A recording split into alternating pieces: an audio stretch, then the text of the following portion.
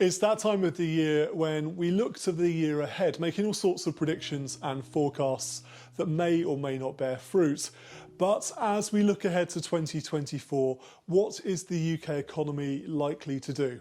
From where I stand, it's a healthy mix of challenges and opportunities, with the likelihood of a few curveballs in there as well. So in this video, I want to take a look at economic predictions for 2024, recession or growth, more rate hikes or some interest rate cuts, hyperinflation or stagflation as the economy grinds to a halt, but prices continue to rise.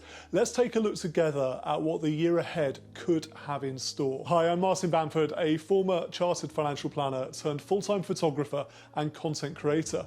I make these videos to share my journey and experience, all aimed at helping you capture life's moments while securing your financial future. If you're an entrepreneur or a small business owner, you're in the right place. Hit subscribe and ring the bell icon for updates on my latest videos. Before I get started, please keep in mind that we live in a world where certainty is a luxury.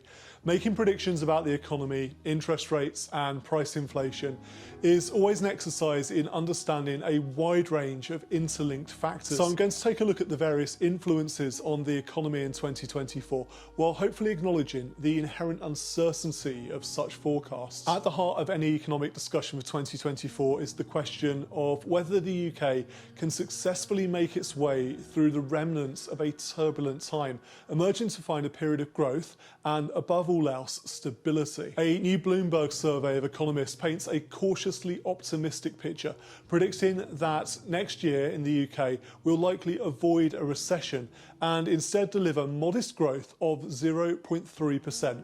This predicted growth, although quite slight, is significantly better than the context of some recent economic shocks that we've faced. Growth, even paltry growth, is better than a recession. What's behind this cautious optimism from the surveyed economists? Well, in part, it's down to government efforts to stimulate growth through consumer spending. We now know that we've got a budget coming up on the 6th of March 2024, which could give an indication of the likely timing for a general election next year. That budget is widely expected to include measures designed to increase disposable income and boost consumer confidence. After all, the performance of an economy is largely down to business and consumer confidence. If we're all confident about the outlook for the economy, we're more likely to spend some money, and the economy therefore can grow. The past couple of years have reminded us that price inflation and interest rates are two pivotal factors in the economic equation. We've been through a period of high inflation, really quite high inflation.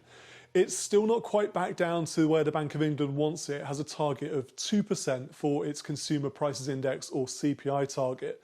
But there is a general expectation among experts and economists that inflation will continue to slow down in 2024. Deutsche Bank chief UK economist Sanjay Raja, for instance, forecasts inflation to simmer down to about 2% next year. And that would mark a significant easing of the inflationary pressures that have squeezed household incomes and household budgets.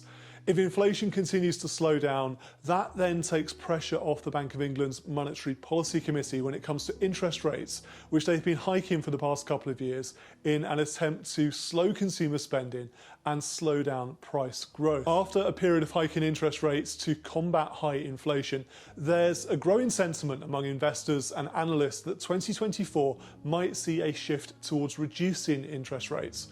And that expectation is based on the assumption that inflation will ease, allowing the Bank of England to shift its focus from inflation control to economic stimulation.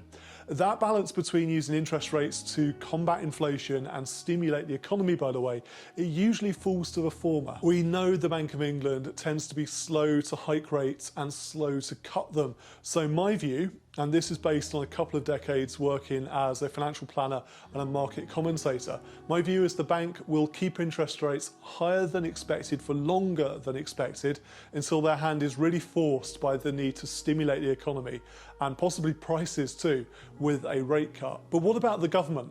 While the Bank of England is responsible for monetary policy through their interest rate decisions, the government holds the keys to fiscal policy, so taxation and spending. As I mentioned a moment ago, we've got a budget coming up, and it's a budget in a critical pre-election period. Pre-election budget giveaways like tax cuts or even a further round of energy bill support measures, those could inject billions into the economy and also reduce some of the current financial strains faced by households. Consumer spending is a significant driver of economic growth, so any boost to disposable income, and let's face it, the emergence of some of any disposable income in 2024, that would be expected to translate into increased spending. This in turn could spur economic activity and contribute to economic growth. Additional factors to consider for 2024 are the housing market and labour market stability. Despite the significant interest rate increases experienced to date, major mortgage lenders like Halifax and Nationwide predict stable house prices next year. This housing market stability is critical for maintaining consumer confidence. When we feel we're wealthy because the value of our homes are maintained or even rising, we're more likely to spend money, and we're more likely to borrow money to spend more money. So we mustn't underestimate the confidence boost that comes from a stable property market. Turning to the labour market, this too is showing some signs of stability and resilience, with unemployment rates expected to stay below 5% next year.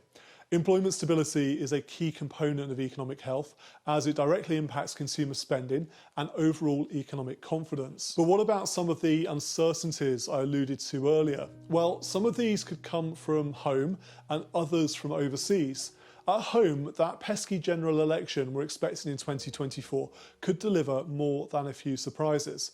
Election results tend to influence the economy in the short term, but a hung parliament or forced coalition could contribute to some economic uncertainty. Overseas, we're all very much aware of the uncertainties that cloud the horizon. The ongoing Russian invasion of Ukraine, renewed tensions and conflict in the Middle East, and potential disruptions to the global supply chain all pose significant risks. We've even got a US presidential election in November next year. Could a return of President Trump throw a spanner in the works for the world economy? All or any of these factors, and more likely factors we've not even started thinking about right now, these could lead to renewed increases in energy prices, and they could disrupt an anticipated economic recovery. The UK's economic landscape is influenced by international trade dynamics, changes in global markets, and geopolitical events. So what happens here in the UK is never isolated. In fact, it's deeply interconnected with the wider global economy. With all of this in mind, I'll finish as I started. It is crucial to acknowledge the inherent uncertainty in economic predictions. Economic forecasting is not an exact science. Truth be told, it's not even a science. So many unpredictable factors can influence outcomes.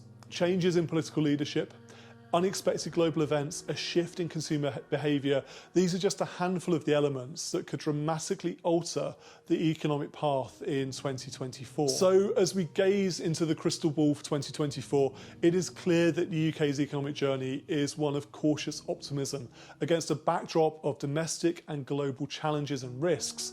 The government's fiscal strategies, what happens next with price inflation and interest rates, consumer confidence and spending patterns, housing market stability and labour market conditions, these are all pieces of a complex puzzle. At the end of the day, while we can make some educated guesses based on current data and trends, the future remains uncertain. What happens to the UK economy in 2024 will be one to watch closely as it unfolds based on domestic initiatives and global events. As ever with economics, the only certainty is that nothing is entirely certain. But I'd love to hear your thoughts on this. Is there a recession coming for the UK in 2024, or do you think we'll have some growth? What's your business doing to get ready for it? Drop a comment below. So let's create a conversation around this, and we can learn from each other and support one another in our business success. Thank you for taking the time to watch this video. I look forward to seeing you again soon.